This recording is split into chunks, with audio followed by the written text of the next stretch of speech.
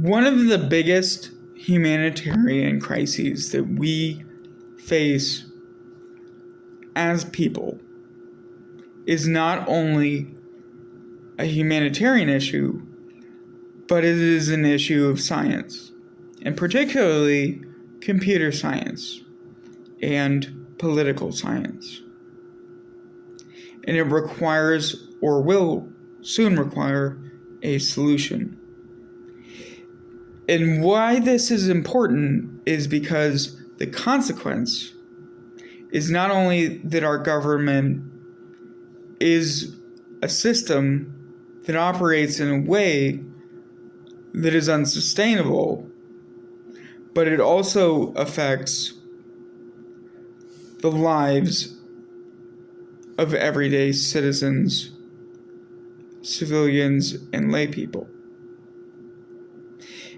What this problem is simple.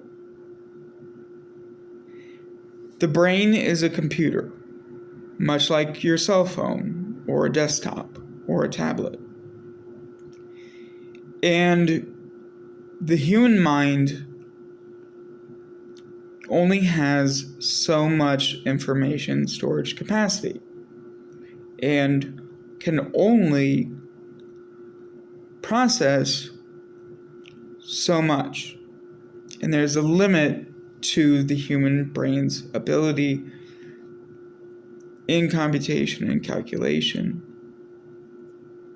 when making severe policy decisions at a level of judgment that is so extreme.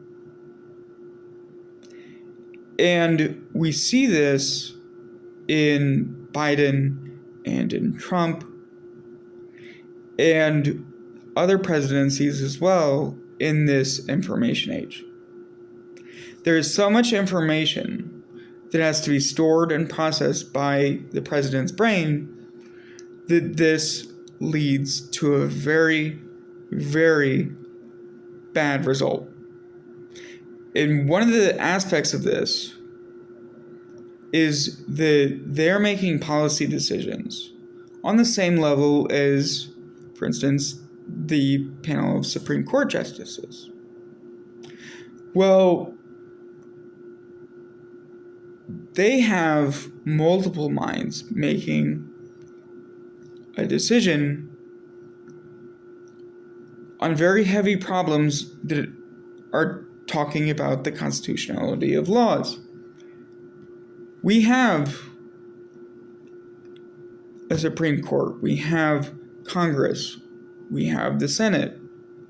These are offices that people hold such that they make policy decisions at a level collectively that is very, very impactful. And this makes it difficult to process and store information, especially new information, regarding policies that are made in legislation and codified into law, such that the policies that are signed off by the president or worked on or created by the president and the decisions that the president makes, these have a trickle-down effect such that those policies affect people in their everyday lives to the extent that people can die as a result of the institution of these policies. And that's a very, very serious thing. And we need a solution to that problem. And it's not just the U.S.'s system of government. It's practically every government in the entire world.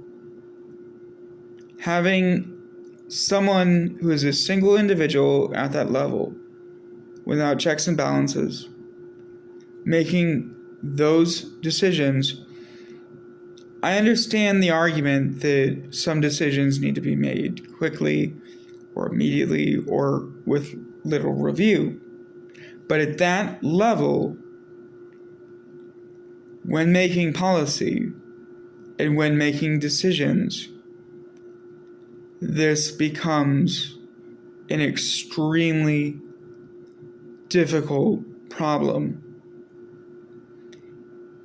And we need to solve it.